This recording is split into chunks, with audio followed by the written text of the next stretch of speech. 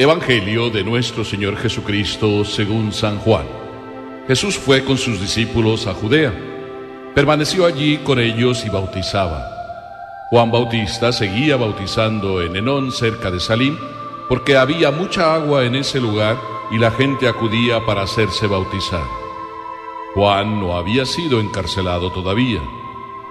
Se originó entonces una discusión entre los discípulos de Juan y un judío acerca de la purificación. Fueron a buscar a Juan y le dijeron: Maestro, el que estaba contigo al otro lado del Jordán y del que tú has dado testimonio, también bautiza y todos acuden a él.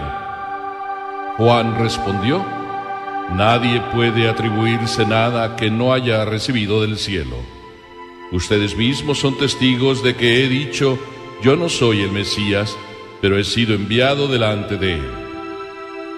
En las bodas, el que se casa es el esposo, pero el amigo del esposo que está allí y lo escucha, se llena de alegría al oír su voz. Por eso mi gozo es ahora perfecto. Es necesario que él crezca y que yo disminuya. Palabra del Señor.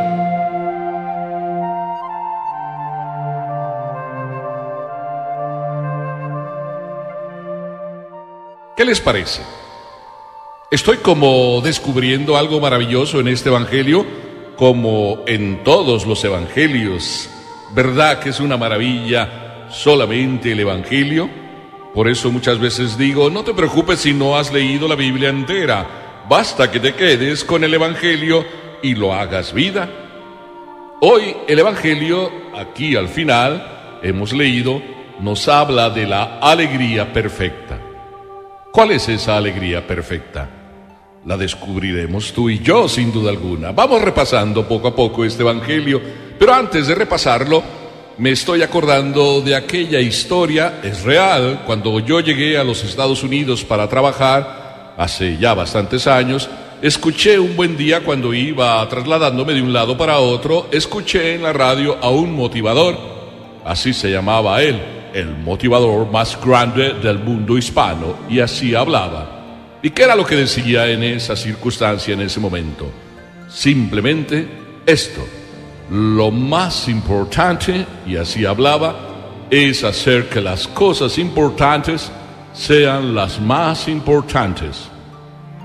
La verdad que inicialmente al escucharlo me dio un poco de risa, pero luego me quedé pensando y dije para mí: muy cierto, y además no hay que quemarse el cerebro para pensar más y luego vivir mejor.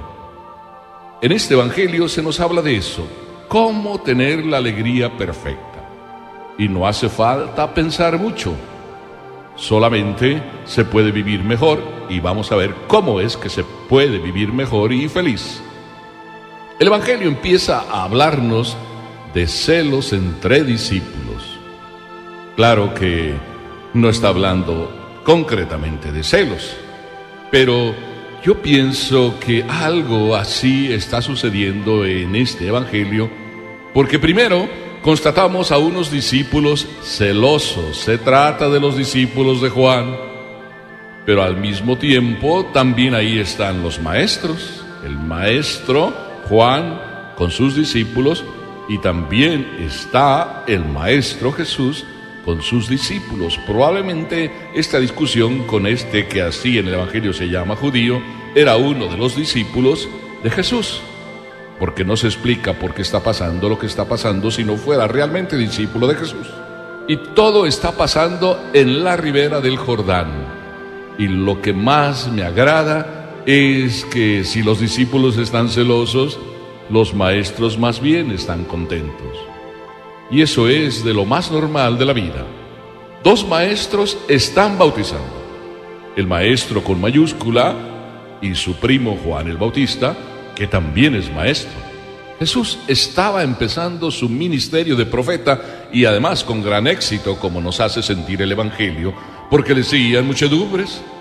Juan, en cambio, estaba dando los últimos días de su vida, y con gran éxito, porque todos querían ser bautizados por él, dado su testimonio, dada su entrega y su pasión por la misión, y además porque creían que era el profeta que había de venir.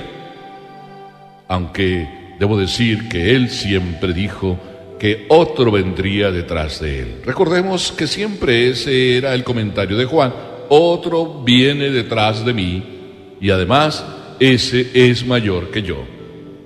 Y esto lo digo una y otra vez, y lo insisto, porque Juan lo repetía constantemente, y sin embargo, sus discípulos estaban locos por él. Y no era para menos, dado que Juan Bautista era un hombre auténtico de pies a cabeza, como se suele decir. Su personalidad era sumamente atrayente, por eso tenía muchos discípulos. Le seguían de todas partes, iban a bautizarse, dado que él anunciaba la conversión, el cambio, y además él era el primero que vivía con ese sentido de cambio y de conversión, tanto que vivía vestido con lo más pobre, y además hablaba de eso, de convertirse, de cambiar el corazón, cosa que ya todos los profetas de eso hablaban. Hay que cambiar el corazón de piedra por un corazón de carne. Y sin embargo, el celo de unos discípulos contra otros viene contrastado por el otro y maravilloso testimonio tanto de Jesús como de Juan el Bautista.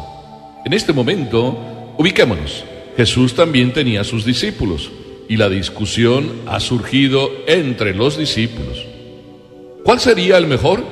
¿Cuál sería el auténtico bautismo? ¿Cuál sería la debida purificación? Todas estas preguntas, sin duda alguna, estaban entre los discípulos de uno y otro. Discípulos celosos entre sí por discutir cuál sería el mejor maestro, si el tuyo o el mío, si Juan o Jesús.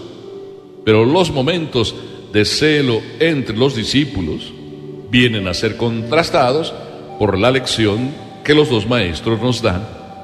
Jesús ni se inquieta lo más mínimo por Juan, más aún se alegra porque Juan está cumpliendo su misión de precursor.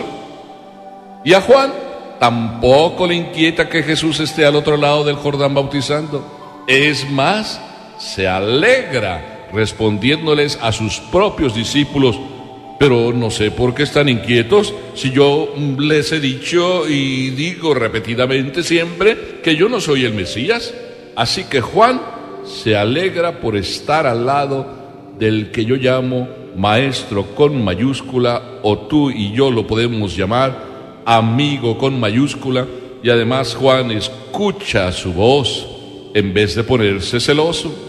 Es una lección para todos nosotros, para ti y para mí, que a veces andamos siguiendo maestrillos y peleando entre nosotros por seguir a uno u a otro maestrillo. ¿Cuántas veces se oye decir: no, yo me voy allá a aquella iglesia porque el padre es buenísimo?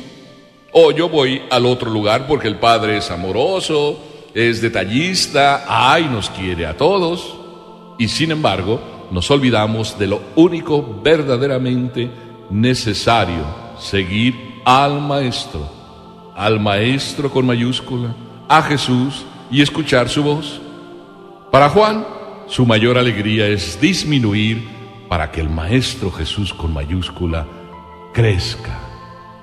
Creo que esta es la mayor de las lecciones que podemos recibir hoy: vivir la alegría perfecta dejando que Jesús crezca en nuestras vidas. ¿Me escuchaste bien? Vivir la alegría perfecta dejando que Jesús crezca en nuestras vidas. Lo que este motivador decía: hacer que las cosas importantes verdaderamente sean las más importantes. Ay, queridos hermanos, Juan Bautista nos da la lección, nos dice cómo vivir la alegría perfecta, porque el gozo perfecto consiste en que Cristo crezca y nosotros disminuyamos. Y cuántas veces nuestras vidas más bien es al revés: a Jesús es a quien olvidamos, a Dios es a quien olvidamos, y andamos buscando a ver cómo crecemos. En pocas palabras, es lo mismo buscar que las cosas importantes, dejar a Jesús su lugar primero en nuestras vidas, lleguen a ser en nuestra manera de vivir, en nuestro corazón, lo más importante. ¿Verdad que es bien sencillo de entender? Yo sé que no es tan fácil de vivir, eso sí, pero por eso a Dios nuestro Señor pido, y a mi Virgen querida, por todos ustedes, para que cada día ustedes y yo seamos en la lucha, estemos en la lucha y hagamos que lo más importante sea lo más importante. Rezo por ustedes, cuenten con mi bendición y que la Virgen en todo momento les proteja, para que diciendo sí como ella, hagamos que Jesús crezca en nuestras vidas y que nosotros vayamos disminuyendo. Amén.